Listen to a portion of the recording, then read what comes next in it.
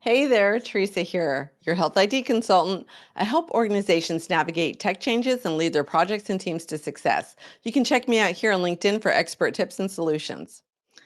Before we get started, wanted to give a shout out to the mighty Casey Quinlan. If you haven't heard, she passed today, and she was a major force in healthcare IT. She talked about the need to have data available for patients, data liquidity, and just, patients being at the center of everything. And I have to say that she had an influence on me because she was one of the very first people I met when I started my journey into healthcare IT. And to tell you the truth, I met her when I was a patient advocate. I started off as a caregiver advocate, moved to patient advocate, and then went into data. Let me tell you, sometimes the kindness of one person can change your whole entire life. So, Casey, this one's for you.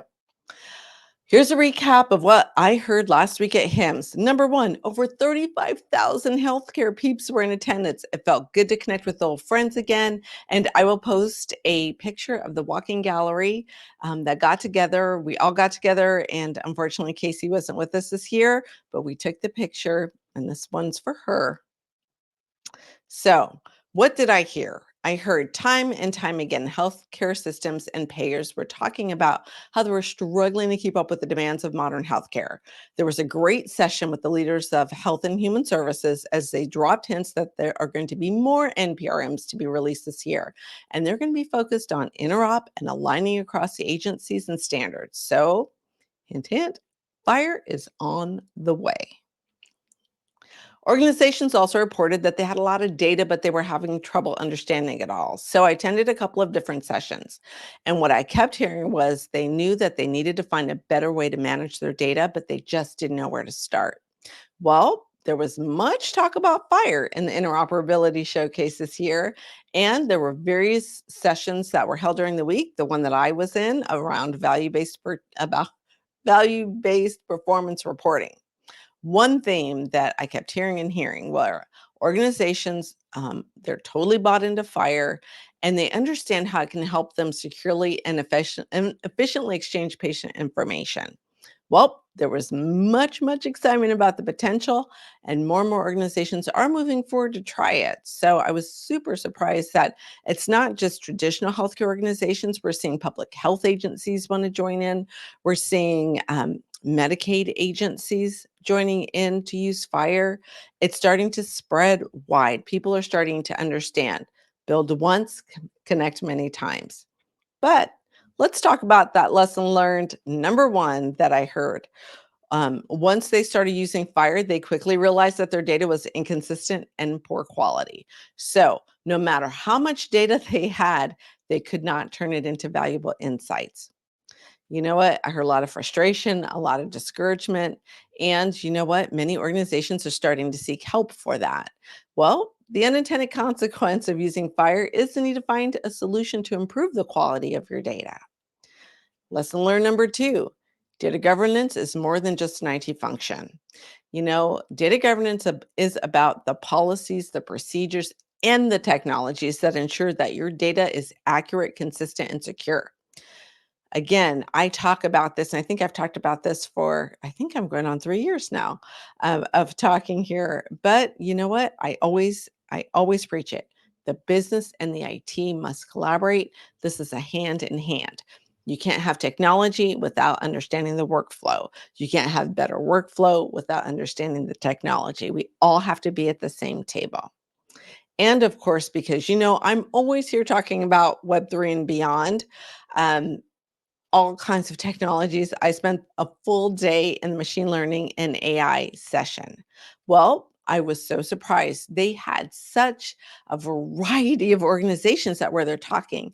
They talked to small, medium, and large healthcare organizations and other organizations that support healthcare organizations. And what I heard was that these organizations that were using machine language and AI were able to turn their data into valuable insights to inform their decision making.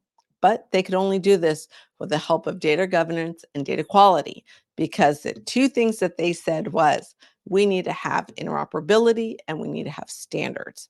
And when you have those two things, data governance and data quality bubble up because you want to be able to use that data in a way that supports your mission, vision, and your organization. So, lesson learned number 3, get comfortable being uncomfortable.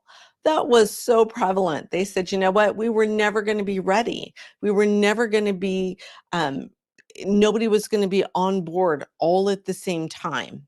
You know what? It is never going to be the right time. And the speed of innovation and adoption is growing at exponential speed.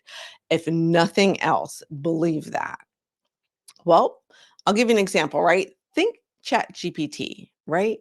It gained adoption from this novel idea in November. Remember, just like little Twitters about that, to being integrated into major search engines. So you can go out to many of the major search engines and it's being powered by ChatGPT on top of your search functionality. And I also took some time and had a chat with an Epic TS. I went to the booth because, of course, everybody's got to look at the Epic booth at least once. And I got to tell you that I was surprised that they had ChatGPT installed in their native Epic functionality. So it's 3.5. It was 3 or 3.5. I don't remember which one exactly, but it's fully functioning in 2 locations and it's helping workflow. Well, you know what? All this adoption and implementation happened in under 6 months. Think about it, from November to April, less than 6 months, and we are driving towards adoption, because the outside pressures of the world are making pressure inside of our organizations. So, again, at the end of the day, the future is here. And if you want to use machine learning and artificial intelligence and all the algorithms that they bring with them to analyze that data and to make predictions for your strategies and for your operations, you need to be able to trust your data to inform your decision making. And to do that, you have to have clean data. So I'm saying this again. Don't wait any longer. Take control of your data, turn it into valuable insights and information that are going to transform your healthcare organization. But not only do that, it will transform the experience of your patients and your members as well, because they should be at the center of everything that we do. So get in touch with me today to learn more about how I can help you achieve your goals. Get comfortable being uncomfortable and embrace the future of healthcare. Reach out. Let's talk.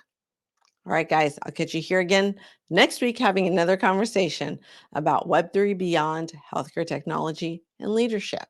All right, see ya.